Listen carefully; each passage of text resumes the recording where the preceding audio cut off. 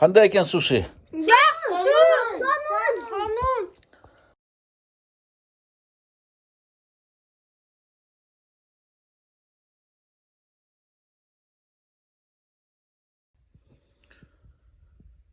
Assalamu alaikum. Ben bir Orçundu meseleni götüreyim de otam. Köp jıl bunu ayttım. Negedir Bişkектің mэриясы жана Бишкектик шаардык кеңеш депутаттары көңүл буруп айтат. Дамир жолумна практикадан айтайын. Бүгүн балдардын укугун коргоо эл аралык күнү, 1-июнь. Şu балдарга кичине майрам жасап берейин деп суши заказ бердим.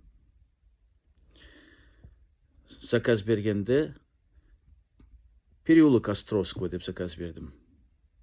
Кайра айттык. Улица эмес, переулок Островский деп. Көп учурда болгондой, такси адашып келет, мына заказ адашып келет, же туугандар, достор таппайт, переулок десең улица Островский кетип калат. Бул сапарда ушундай болду. Күтүп атабыз, балдарым 2 саат ызылдашты. Ата бүгүн 1-июнда суши жейбиз дедиңиздер деп туруп. Анан телефон чалсам курьерге. Точно ушу улица Островский кетип калыптыр. Ал кыйла алыс бизден. Çalsam Baykuş Avazbek деген аты менимче. Айтып калды. Ава дейт. Мага кайсы адрести көрсөтсө, ошо адреске келдим дейт. Силер жок экенсиңер дейт. Токто, биз переулок Островский деп айттык десек, улица Островский деп мага фирма берди дейт, суши жасаган фирма дейт. Анда дейт, силер доплата кыласыңар, ошо переулок алып барам дейт. Токто, иним дедим. Мага акча жалко эмес. Бирок мени лох эсептегенди жактырбайм. Не үчүн клиент силер катаңарды төлөш керек дедим. Мен переулок деп заказ берсем, силер улица алып кетип калыпсыңар. Анан ал айтты, мен жөнөкөй курьермин, токто дедим анда. Сен алып келер, бияка мен азыр фирма менен сүйлөшөм деп. Фирмага 3 жолу чалсам, автоответчик. 3 жолу автоответчик айттым. Кымбаттуу фирма кызматкерлери, заказды алганда так ушундай заказ бербейсиңерби дедим. Албайсыңар дедим заказды. Переулок деп атса, улица жөнөтүп берипсиңер дедим. 3 жолу автоответчикке бердим. Ушу голосовой СМС'ти. Акыры курьер келди.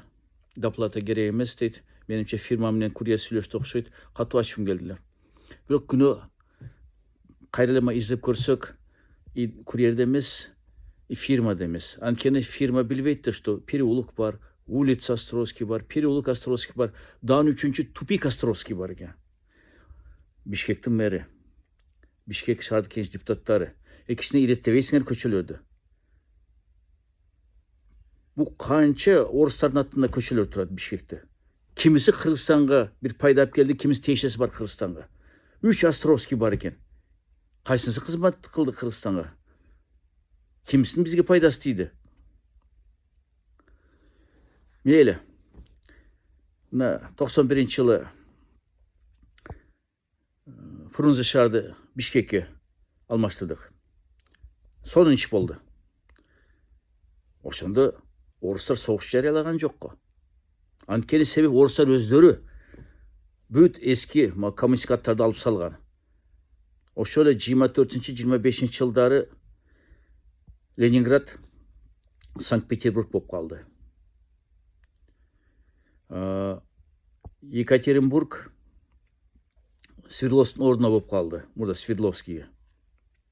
Анан алдым 61-жылы Сталинград, Волгоград болуп калган. Ушуну кылып булар орустар бүт өзүнүн каармандарын аттарын алып салып, өздөрүнүн тарыхаттарын койгон, же болсо башка аттарды койгон, ушу комиссариаттарын койбойбуз деп. Биз деле эмне эле бул коммунисттерге жабыштык мынча.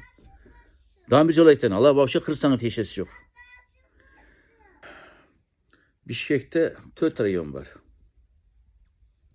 1-Май району, Октябрь, Свердлов, Ленин району.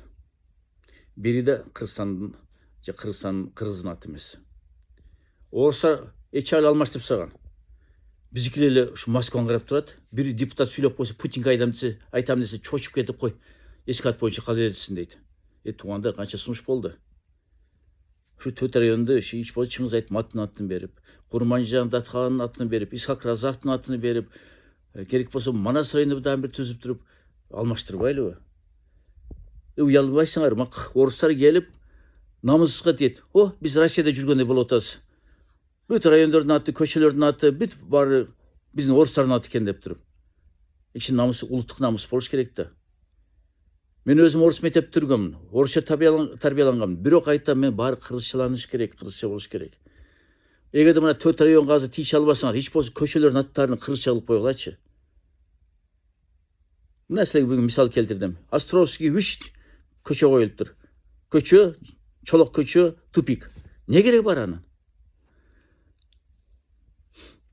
Ошондуктан урматтуу мэр, урматтуу шаардын кеңеш депутаттары, тез арада алмаштыргылачы көчөнүн аттарына. Мекенчил болгулачы.